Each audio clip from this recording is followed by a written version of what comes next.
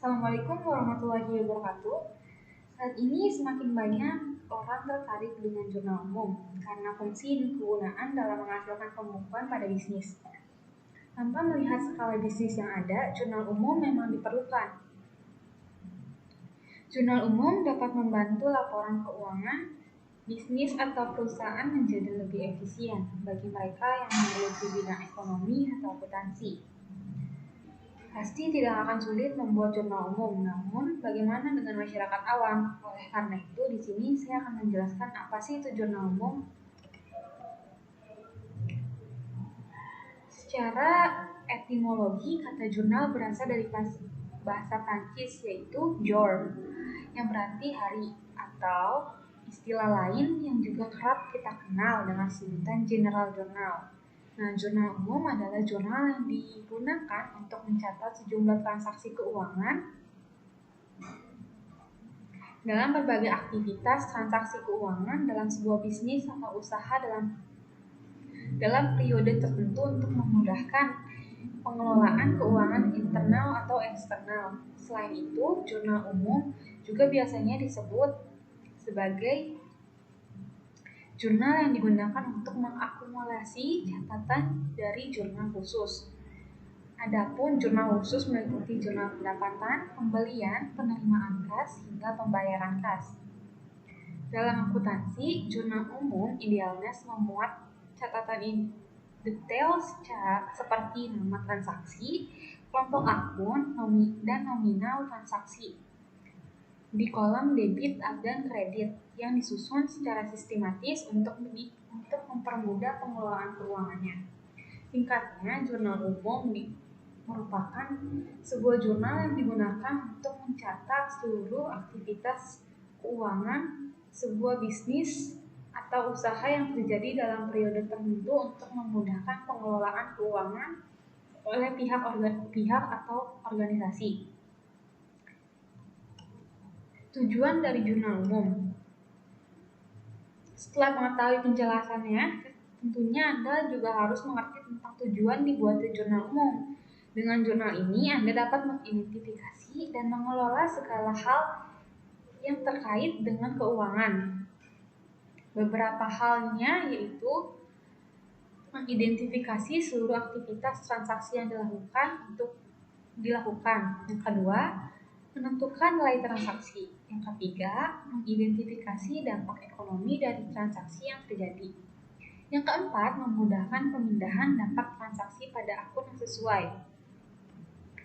Dari uraian tersebut muncul nih penjelasan tentang jurnal umum ini. Lalu, prinsip dasar pembuatan jurnal umum. Agar menghasilkan pencatatan keuangan yang sistematis dalam sebuah jurnal, ada beberapa prinsip pembuatan jurnal yang harus diperhatikan. Prinsip jurnal dalam akuntansi tersebut diantaranya: 1. Identifikasikan segala bukti transaksi keuangan yang terjadi di perusahaan. 2. Mengidentifikasi akun yang paling berpengaruh atau terpengaruh dari transaksi tersebut. Setelah itu dibuat klasifikasi ke dalam jenis modal, harta, atau utang. Yang ketiga, mengetahui adanya pengurangan atau penambahan pada akun yang berhubungan dengan transaksi.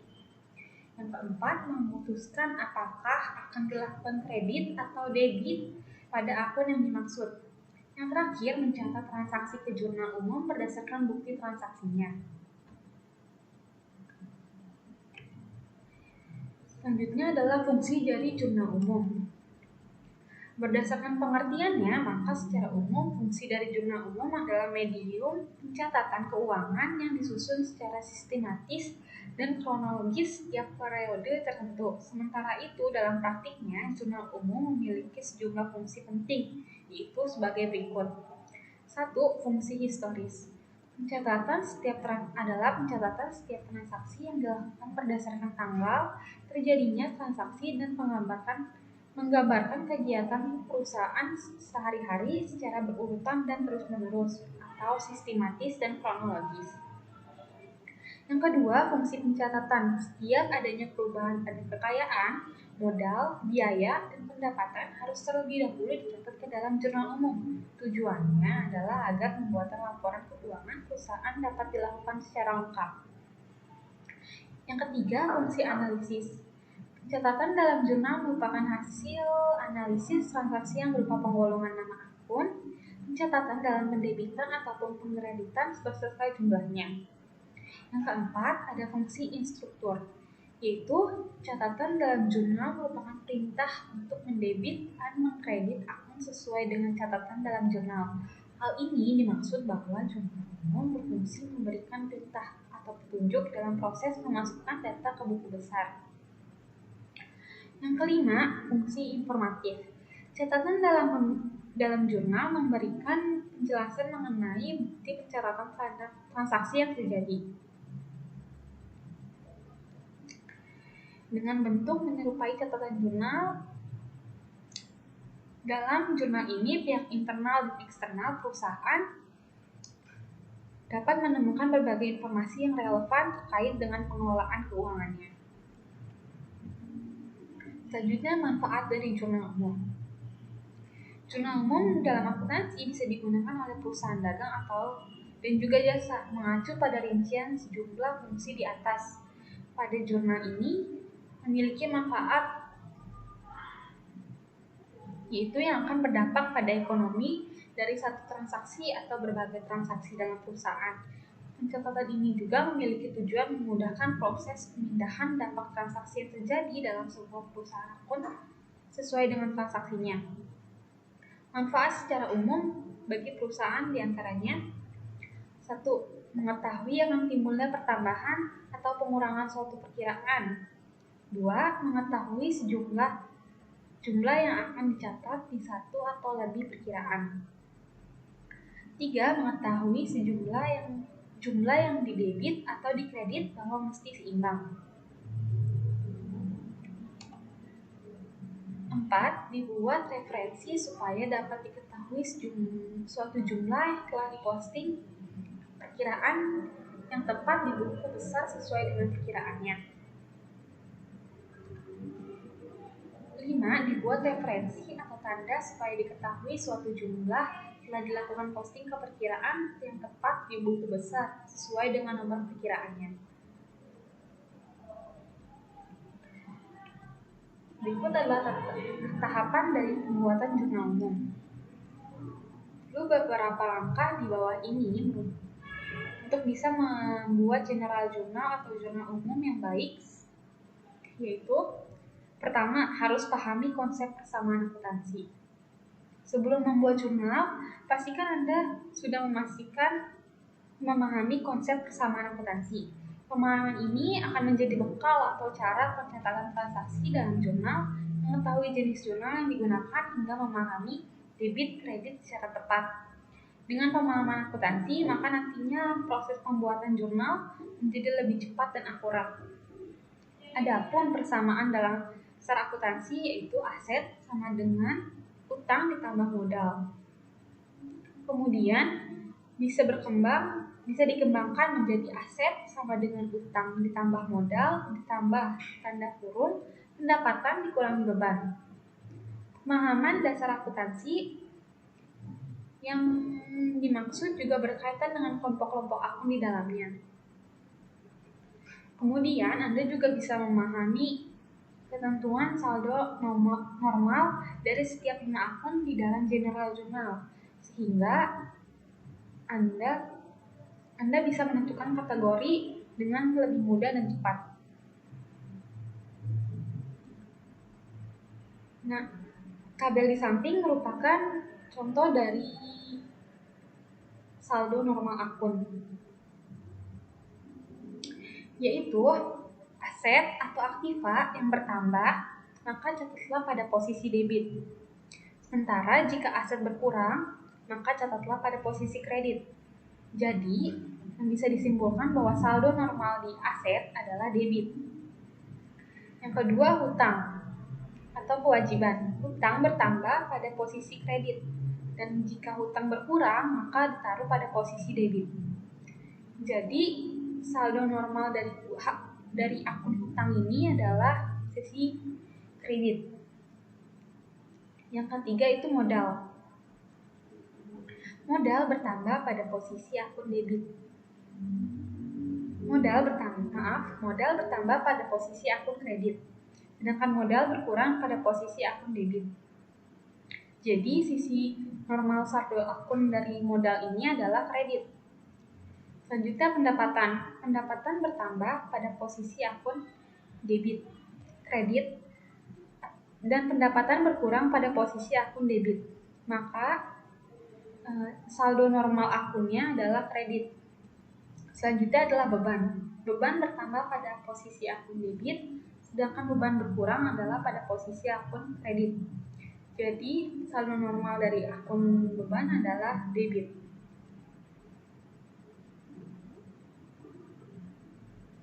Selanjutnya adalah yang kedua, kumpulkan bukti transaksi.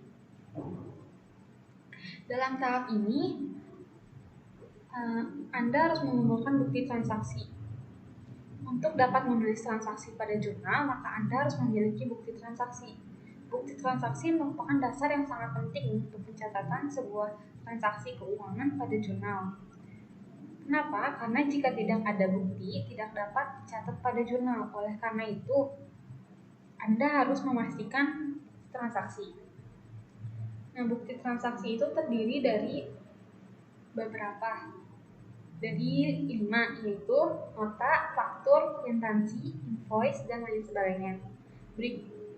Gambar di samping merupakan contoh dari bukti transaksi berupa invoice. Yang ketiga, identifikasi transaksi. Dalam langkah ini tidak semua transaksi dapat dicatat. Transaksi yang boleh dicatat yakni transaksi yang mengakibatkan perubahan posisi keuangan dan dapat dinilai dengan satuan moneter. Oleh karena itu, Anda harus mengidentifikasi transaksi sebelum melakukan pencatatan sehingga hasil pencatatan nantinya benar. Setelah mengidentifikasi transaksi, tentukanlah pengaruh terhadap posisi keuangan.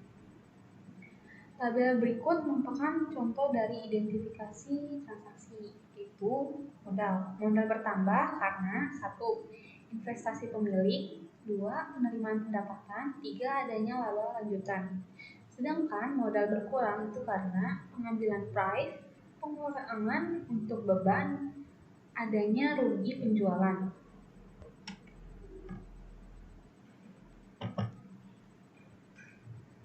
Yang keempat, pencatatan jurnal umum. Dalam langkah ini, proses pencatatan atau pembukuan transaksi ke dalam jurnal disebut dengan perjurnalan. Sistem pembukuan yang dipakai yaitu double entry system. Jurnal umum biasanya terdiri dari tanggal, kode pembantu, uraian, nomor akun, nama akun, debit, dan kredit. Contoh di samping merupakan contoh dari pencatatan dalam jurnal umum, yaitu kas pada modal. Kelola jurnal umum dengan software. Sebagai aspek bisnis yang berperan krusial dalam mengelola keuangan, jurnal akuntansi menjadi salah satu hal yang tidak bisa terelakkan. Saat ini, berkembangnya era digital mendorong kebutuhan akuntansi yang semakin kompleks sehingga dihadirkan dengan software akuntansi yang membantu pembukuan keuangan menjadi lebih mudah dengan adanya aplikasi akuntansi online. Segala aktivitas akuntansi konvensional mulai dari input data, pemrosesan hingga penyusutan jurnal manual ini bisa lebih efisien.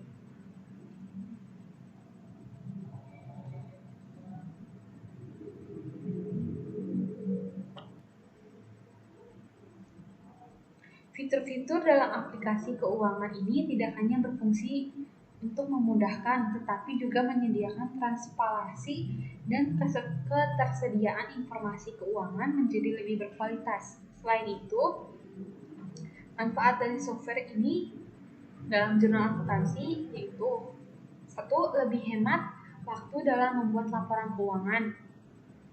2. Mencetak akurasi lebih maksimal dengan menyajikan data lebih akurat. Yang ketiga, menghemat biaya operasional karena data telah tersimpan secara digital. Yang keempat, memudahkan pengelolaan arus akun seperti pencatatan utang dan piutang perusahaan hingga perencanaan pengeluaran perusahaan di masa depan. Yang kelima, dapat memberitahu status keuangan perusahaan tanpa menunggu periode pembukuan. Yang terakhir, meningkatkan efisiensi produktivitas perusahaan karena proses keuangan menjadi lebih lancar. Sebagai bagian dari laporan keuangan dalam akuntansi, jurnal umum dapat membantu pemilik usaha atau perusahaan untuk lebih mudah membuat catatan keuangan secara kronologis. Semakin baik pengelolaan keuangan suatu perusahaan, akan semakin meningkat juga produktivitas usahanya.